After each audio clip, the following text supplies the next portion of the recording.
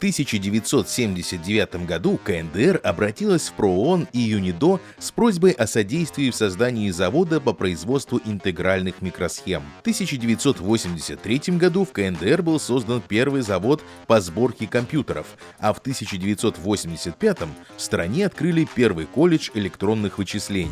В 1986 году при поддержке ПРООН в Пхеньяне был создан Центр информатики, который нанял 25 советских инструкторов. После этого в 1990 году была создана главная организация, отвечающая за северокорейскую киберстратегию – Корейский компьютерный центр стоимостью $530 миллионов. В 90-х годах северокорейские офицеры изучали там концепции так называемой радиоэлектронной борьбы, сформулированные на основе наблюдений, полученных в ходе операции МНС в Персидском заливе и НАТО на Балканах. В 1995 году Ким Чен Ир издал директиву для Генерального штаба северокорейской армии по развитию кибервозможностей. По имеющимся данным, в ней он сравнил войны 20 и 21 веков, сообщив военным, что в 21 веке война будет вестись виртуальными способами. В 1996 году в КНДР в здании офиса ПРООН появилась интернет-связь и были проложены оптоволоконные кабели, которые соединили северокорейские военные объекты. При Ким Чен Ыне наращивание кибервозможностей КНДР усилилось. Он стал выделять до 20% годового военного бюджета для подготовки хакеров, которых в стране насчитывалось примерно 6800 человек. Основной задачей этих людей является атака на банковские системы разных стран мира с целью похищения денег, которых после наложения на КНДР международных санкций очень сильно не хватает Пхеньяну. По мнению экспертов ООН, полученные деньги КНДР используют для создания и модификации своего оружия массового уничтожения.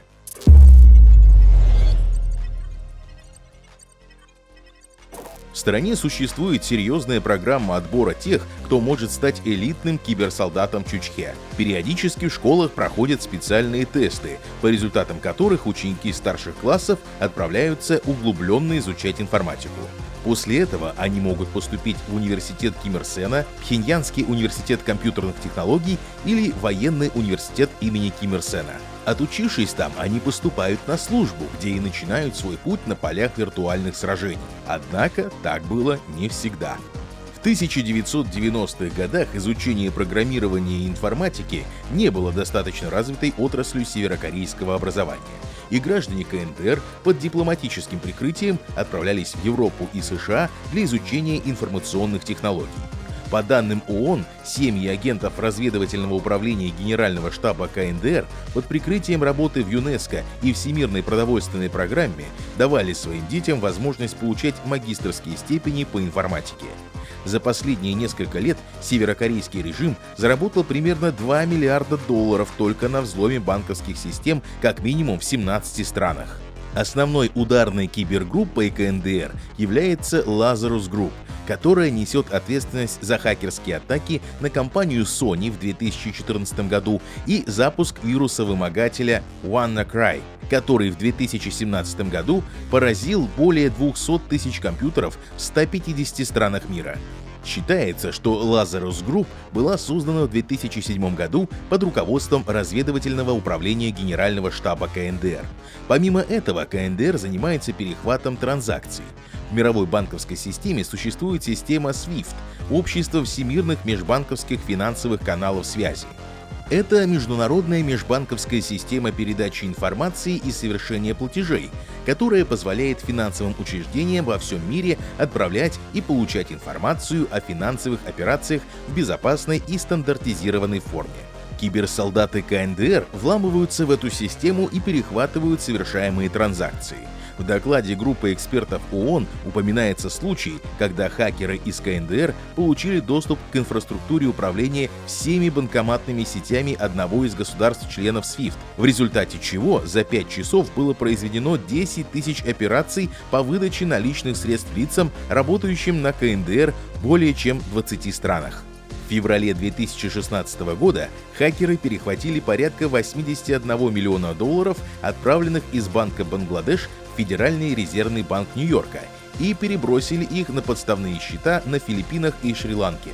После этого, как указано в докладе исследовательской организации 48 North, из-за филиппинского законодательства с его принципами банковской тайны деньги бесследно исчезли.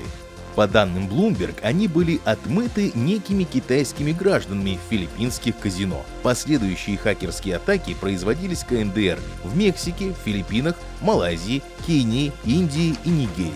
Эти страны были выбраны из-за более слабых мер безопасности их банковских систем. В мае 2016 года вьетнамский Таен Пхон Банк заявил, что в декабре 2015 года ему удалось блокировать перехват транзакций. В декабре 2018 года хакерской атаке КНДР подверглась чилийская сеть банкоматов Red Bank. Это событие стоит рассматривать отдельно, так как это был не просто хакерский взлом банковской системы, а спецоперация, в ходе которой северокорейские хакеры на испанском языке вели деловое общение с сотрудниками Red Bank, якобы для трудоустройства в этой компании. После того, как им удалось завоевать доверие сотрудника банка, они попросили его загрузить программу, содержащую вирус, давший КНДР доступ в систему. Подобная тактика была использована КНДР против Центрального банка Мальты, где хакеры по телефону притворялись французскими инвесторами. В уголовном деле против северокорейских хакеров, возбужденном в июне 2018 года в США, говорится о сотнях попыток взломов банковских систем на сумму свыше $1 миллиарда в Азии, Африке, Северной и Южной Америке в период с 2015 по 2018 годы. Также в данном уголовном деле сообщается о 26 успешных взломах на общую сумму $248 миллионов. Многим атакам предшествовали тщательно спланированные разведывательные действия, в среднем продолжающиеся 155 дней.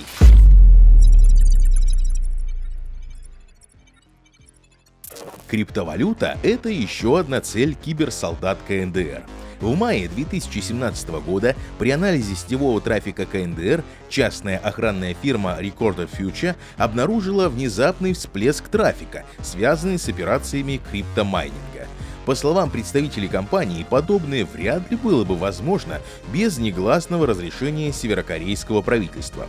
Выяснилось, что еще в 2015 году Пхеньян обратил свое внимание на рынок криптовалют, в частности из-за того, что криптовалютные биржи не попадают под действие банковских стандартов.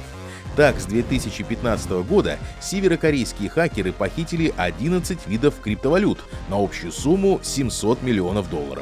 В отчете группы экспертов ООН, опубликованном в 2019 году, указано, что криптовалютными делами в КНДР ведает группа профессиональных военных, которая помимо краж занимается ее майнингом. Чаще всего хакеры из Северной Кореи похищают биткоин, лайткоин и Monero.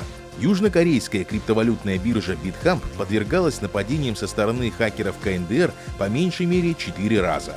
Атаки, совершенные в феврале и июле 2017 года, привели к потерям в размере около $7 миллионов, а в июне 2018 и марте 2019 биржа потеряла $31 миллион и $20 миллионов соответственно.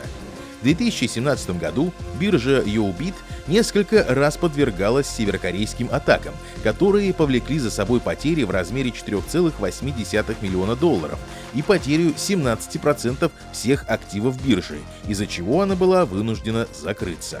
Учитывая, что деятельностью северокорейских хакеров интересуются спецслужбы всех ведущих стран мира, КНДР предпринимает попытки по маскировке своей деятельности. По данным FireEye, ведущей американской фирмы в области кибербезопасности, в 2018 году группировка хакеров КНДР ART38 пыталась замаскироваться под русских хакеров. Созданный ART38 вирус NachoCheese содержал плохо переведенные на русский язык строки кода, скорее всего для того, чтобы сбить с толку следствие. В начале 2018 года северокорейские хакеры разместили в Google Play 3 приложения, 2 из которых были замаскированы под программы, усиливающие безопасность устройства пользователя, а третье под программу о содержащихся в еде ингредиентах. В реальности же все 3 программы собирали информацию об устройстве, личные фотографии, а также копировали контакты и текстовые сообщения, чтобы собрать данные о перебежчиках с севера, обосновавшихся в Южной Корее. Позже специалисты фирмы по кибербезопасности McAfee обнаружили в коде программ уникальные корейские слова, неиспользуемые жителями Южной Кореи. что указывало на то, что к вбросу этих приложений причастна именно Северная.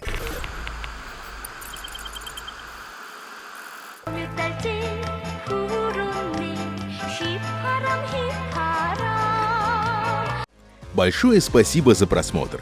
Пожалуйста, оцените это видео и поделитесь им с друзьями. Подписывайтесь, оставляйте комментарии и читайте нас в Telegram. Ссылка будет в описании. До новых встреч!